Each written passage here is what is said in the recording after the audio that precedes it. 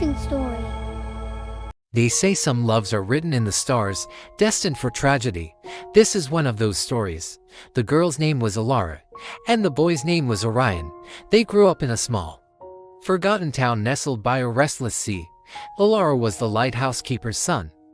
Quiet and observant, his world defined by the rhythmic sweep of the beacon. He spent his days sketching the waves and the seabirds in a worn-out notebook.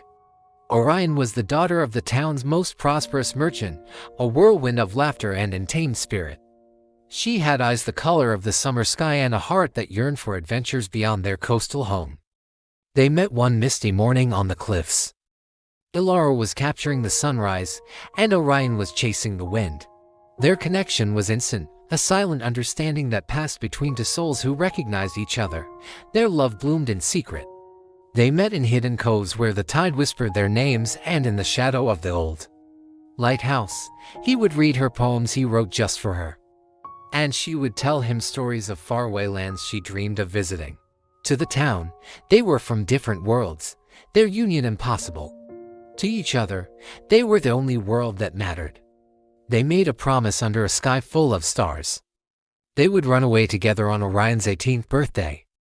They would sail away on a small boat Alara had been secretly repairing, chasing the horizon until they found a place where their love wasn't a forbidden secret.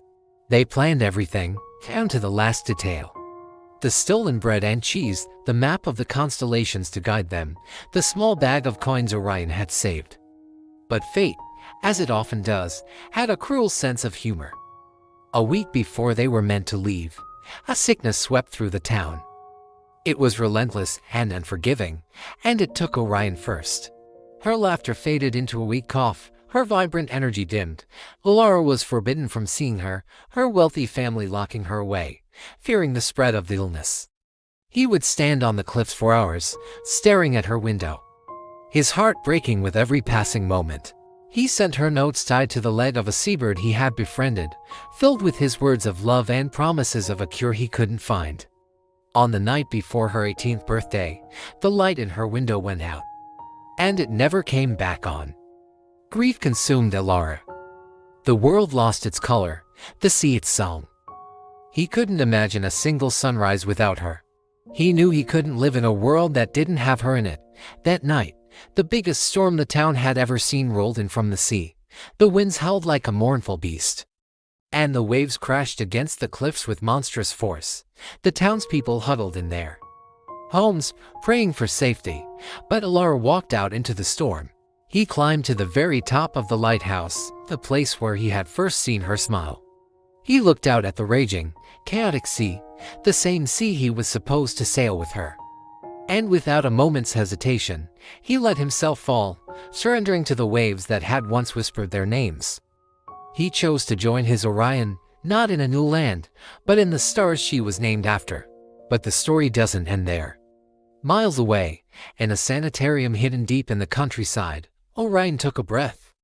She wasn't dead.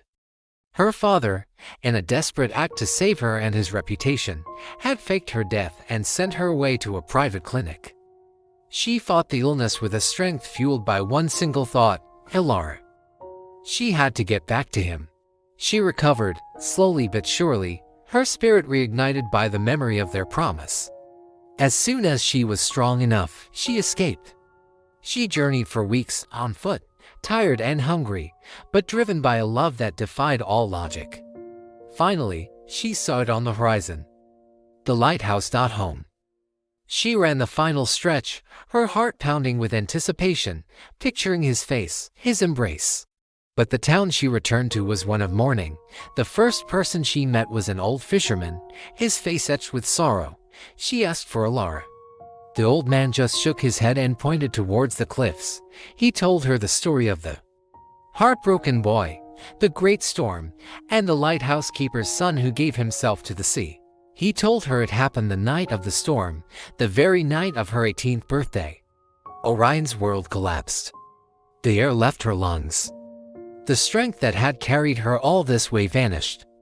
She walked to the edge of the cliffs, the same spot where they had first met. The sea was calm now, a peaceful, shimmering blue. She saw his worn-out sketchbook lying near the edge, saved by a rock.